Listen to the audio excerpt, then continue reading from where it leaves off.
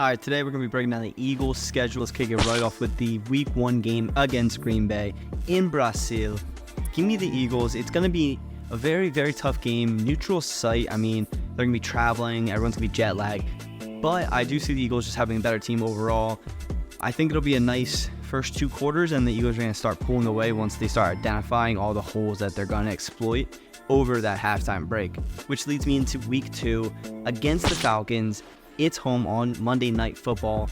I just don't see the Eagles losing home Monday Night Football against Kirk, that notoriously cannot play, if he's even healthy, to play in prime time. And I know they have Bijan, they have Kyle Pitts, they have Drake London, they have all these great players, but it doesn't mean anything. The person that's throwing the ball is throwing it 5 feet behind them or 15 feet in front of them. Then we go away in New Orleans, Week 3, and again, the Eagles are just going to stomp them. I mean, you even see the head coach talking about their own players, such as Kendre Miller, and he's saying that, oh, we don't know if he's going to get adjusted, and I mean, this is terrible. And all this controversy within the own organization, I just don't see how they're going to beat the Eagles. Going into Week 4, I could see them drop it against the Bucs. Again, that playoff loss is going to hurt more than anything else, but maybe this is the week to rectify it in Week 4. They are away, playing right near that little Pirates stadium, whatever.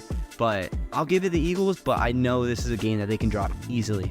Leads us into Week 5. They have the bye going into Week 6 against the Browns. A very, very interesting game, considering the fact that they have a very stout defense, and if they can catch the Eagles early on and maybe get a defensive touchdown, or maybe even just get out in front, they could slow the game down. Week 6, maybe Nick Chubb's back. I'm not too sure, but whether Deshaun Watson wants to step it up this year, that's going to be the biggest signifier whether the Browns can actually beat the Eagles. But again, Eagles home, give me them. Week 7, it's the Giants. Not going to go too much into that. Eagles win.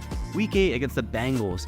I could see the Bengals take it. I'm going to take the Bengals because the Eagles are away.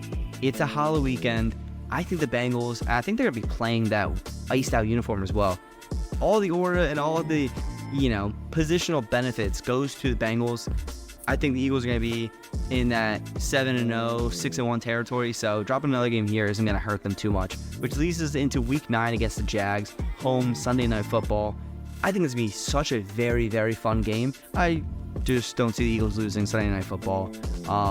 Eagles are the better team, but the Jags, hey, if they can piece everything together, obviously losing Calvin Ridley's a little shot in the foot. Gabe Davis isn't going to be able to do half the things that Ridley does, but Eagles probably win by 2 touchdowns here, if not 10 points. Then you got Week 10, November 10th against Dallas, away. Yeah, I think the Eagles drop this game. I think that they go and they drop the one game that they always lose against the Cowboys in the first meeting. Of course, it's away.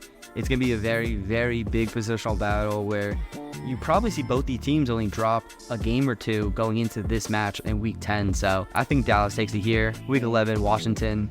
Eagles win that. Rams, Week 12, Sunday Night Football, away for the Eagles. Very interesting game here. I want to say the Rams will win, but I don't think we'll know until we see Cooper Kupp and Matt Stafford, how they come back this year. Obviously, Puka Nacua is very, very good, and Kyron Williams is amazing, but I think going into this later part of the season, I think injuries are going to pile up, and maybe it'd be for both sides, but I think the Eagles do a better job in handling it. And even though they are away on the Sunday Night Football, they had that extra time because they played on Thursday night the week prior. I think the Eagles take it, but it's going to be a very, very close match. Then you got Week 13 away, December in Baltimore. Yeah, I think the Ravens take this one. I think the Eagles, up to this point, have not seen a rushing quarterback. Maybe Week 11 in Washington with Jaden Daniels. I think that the Eagles won't be able to stop Lamar.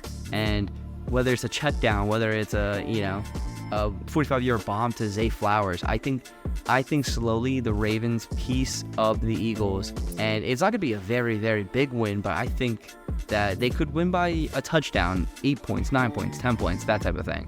Then leads us into Week 14 against the Panthers, easy win for Eagles. Week 15 against Steelers, maybe they drop it. Out of conference, I mean, they could afford to drop it, seeing how the other teams in the division do, but I think the Eagles are just better, so they'll win that. Week 16 against Washington. Maybe they lose this one. Washington always plays very, very up to par with the Eagles past couple of years, so maybe they'll split them, but I just don't see the Eagles losing it. I would hate myself if I said that Washington would beat them going into Week 16.